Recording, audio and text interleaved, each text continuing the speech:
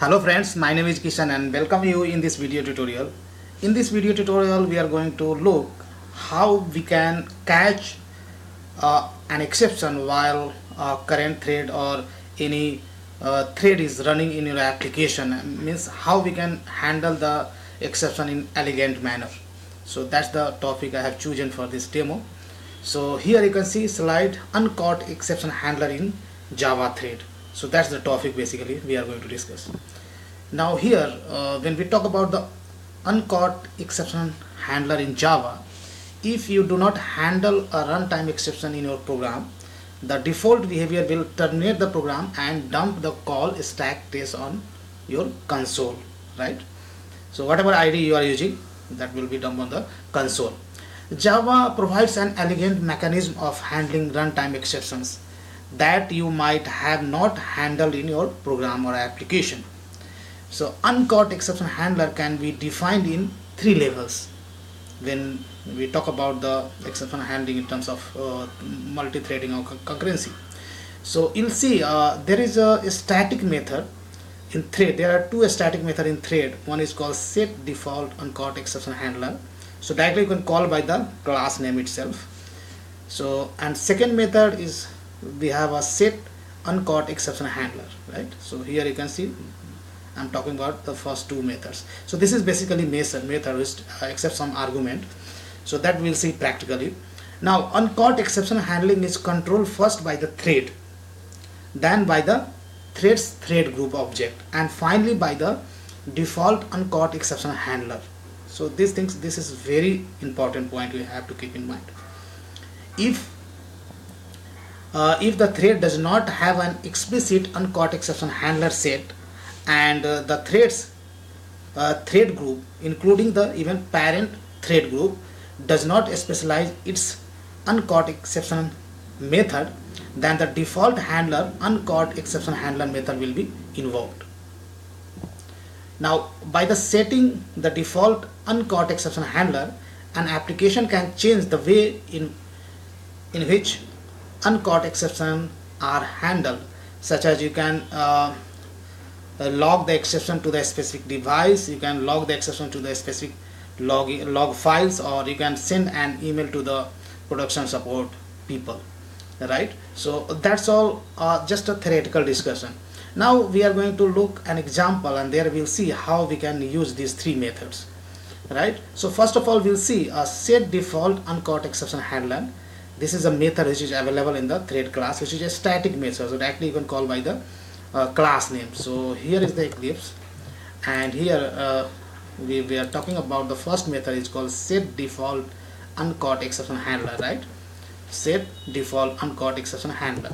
So here you can see I have already created a project just to save some time.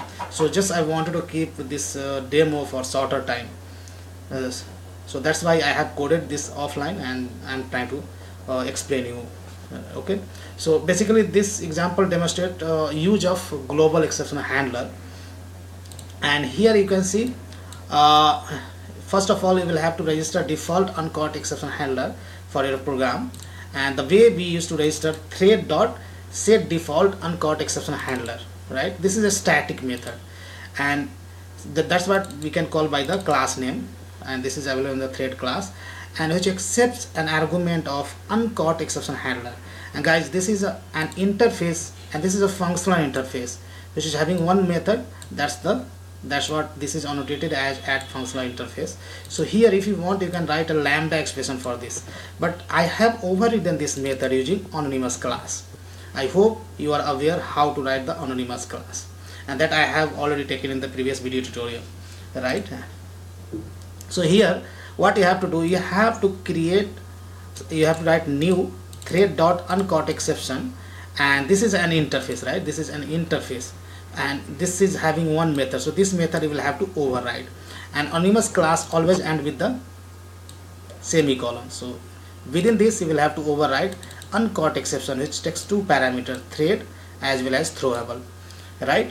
And here I'm extracting the thread name from this thread reference and saying that whatever thread is throwing an exception, that thread name I'm printing saying that particular thread end with the following exception, and I'm extracting exception from the throwable. So that's printing over here. So suppose somewhere down the line your program throws an exception.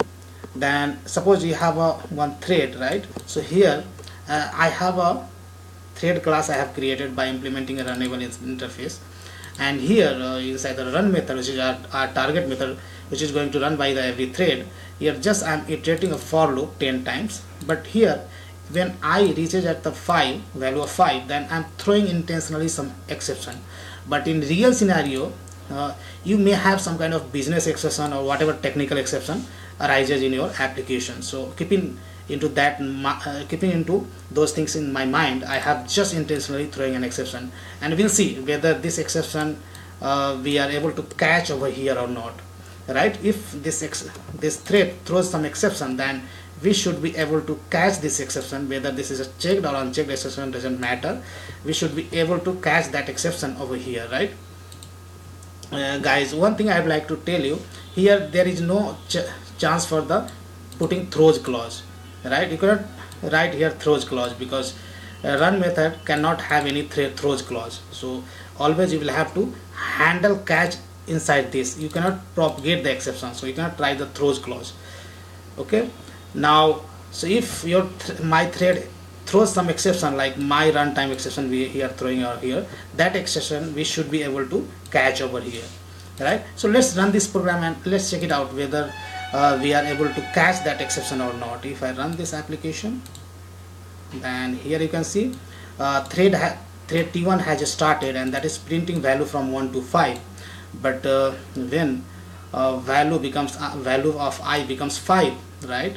Value of I becomes 5, and let me show you the code.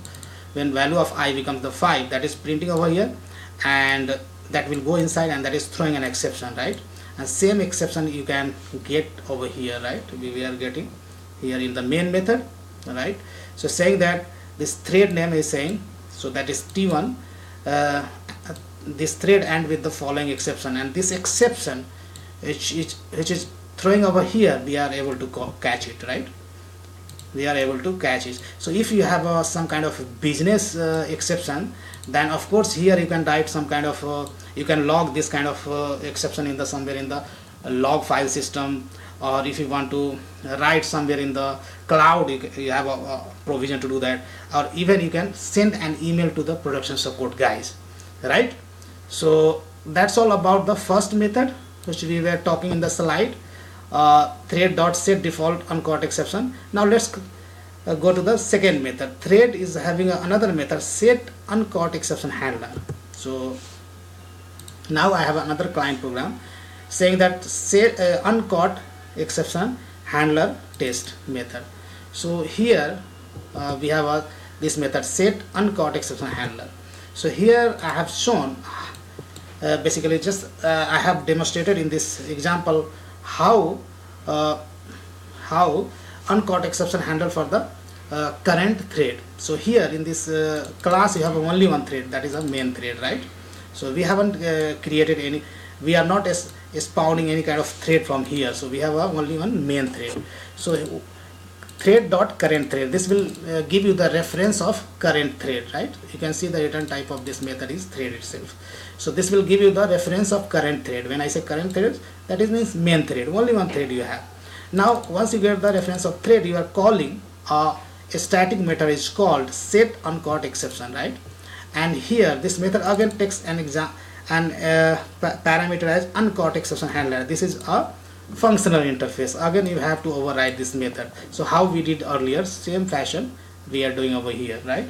So at this time we are calling set uncaught exception handler, right? And we have basically created anonymous class for this guy. This is a functional interface, and we have overridden its method uncaught exception, and similar stuff I have written. Just I am retrieving the thread name, which will be the in this case main, and whatever exception is thrown by this main thread. So suppose if you have registered a uncaught exception handler or this fashion, and your application have a lot of code, right?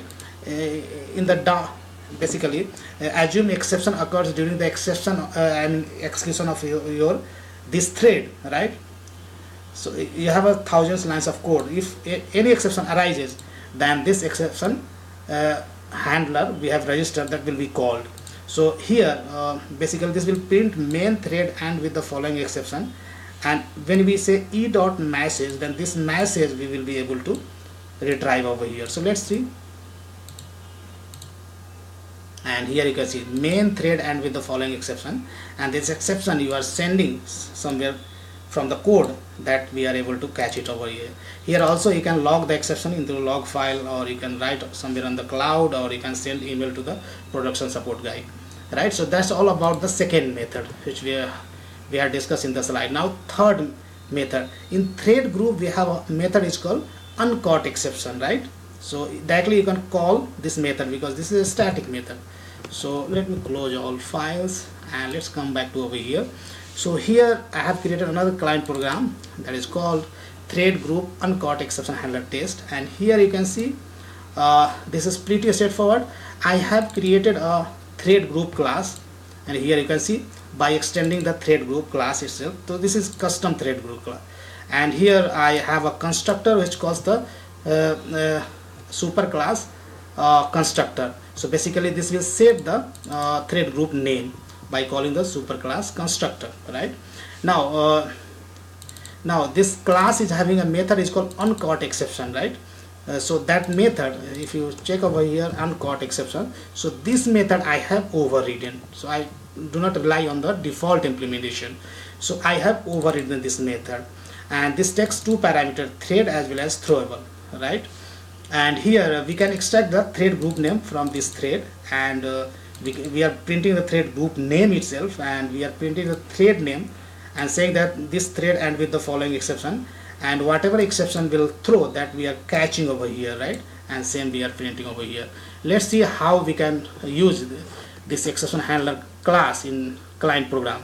So here first of all you will have to create a object of your thread group which we have created. So we have one constructor which takes a string as an argument, so we have created an object, and here I have created a thread class, one thread is called T1, and this thread is having a 3 argument. First is the thread group, second is the runnable object, and third is the thread name. So I have passed this runnable object, and this is the thread which we had created, so that, and value of I is reaching on 5, then this is throwing an exception, and this is a thread name T1. So let's see how exception is getting handled over here. Now look at here, when value of I reaches 5, then this is throwing an exception.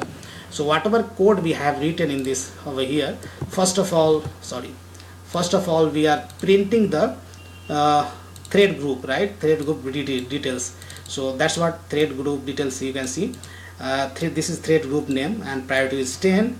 Now thread name we are able to retrieve over here, saying that T1 thread and with the following exception, and this exception we are able to get it from here, which is thrown by our thread, right? So this is also an elegant way to handle the exception, right? And here also you have opportunity to log this exception into somewhere in the log file. You can write on the cloud, or you can send an email to the production support guys. So these are the 3 ways you can handle exception when you deal with your custom thread, okay? Or you have a main thread, while executing the main thread, if your main thread throws some exception, right? So that's all I wanted to discuss in this video tutorial.